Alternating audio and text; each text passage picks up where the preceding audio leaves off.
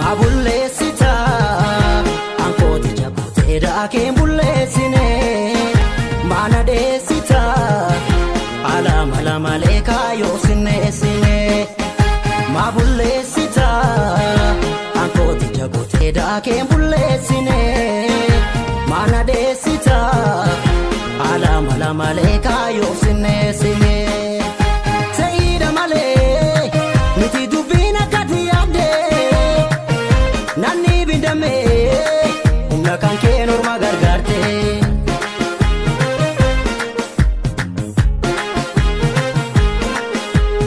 Ilkaa'u shiratate kan nu gidduu nyaatuun si faa'u hin dhiisu maaddii ulfina qabu kana ormaaf laannee maaliif bullaa gabu garaa lama maaliif bullaa gabu ormi nyaata maaliif bullaa gabu garaa beela maaliif bullaa gabu ormi nyaata maaliif bullaa gabu. Nas fakkaate sis fakkaacha addanuu baasuuf karooru itti yaade dhufee yeroon bira ga'uun oolu.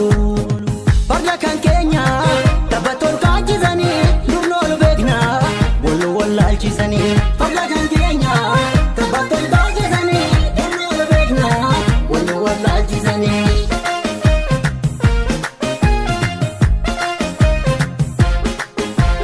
Ruboo komaaloo wallaalchisanii rubaa rubee wallaalchisanii. Ruboo komaaloo wallaalchisanii rubaa rubee wallaalchisanii.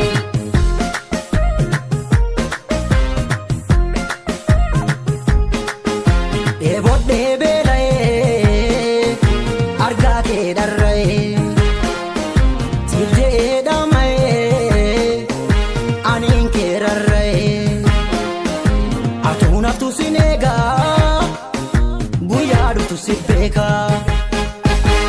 Kalloo koo maaloo guyyaa dhuftu si beekaa lalgaa addisee koo guyyaa dhuftu si beekaa. Kalloo koo maaloo guyyaa dhuftu si beekaa lalgaa addisee koo guyyaa dhuftu si beekaa.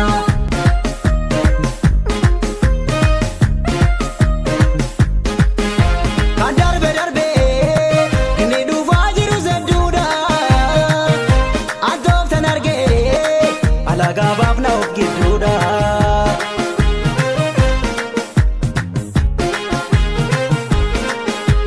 Milkaa'u shiratate kan nu gidduu nyaatuun si faa'u hin dhiisu maaddii ulfina qabu kana ormaaf laannee maaliif bullaa gabu garaa lama maaliif bullaa gabu ormi nyaata maaliif bullaa gabu garaa beela maaliif bullaa gabu ormi nyaata maaliif bullaa gabu.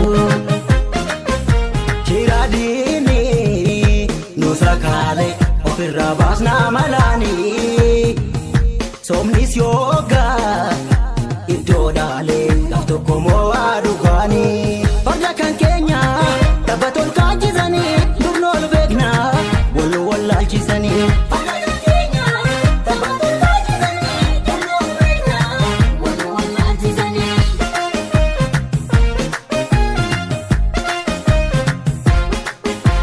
Ruboo komaaloo wallaalchisanii rubaa rubee wallaalchisanii. Ruboo komaaloo wallaalchisanii rubaa rubee wallaalchisanii.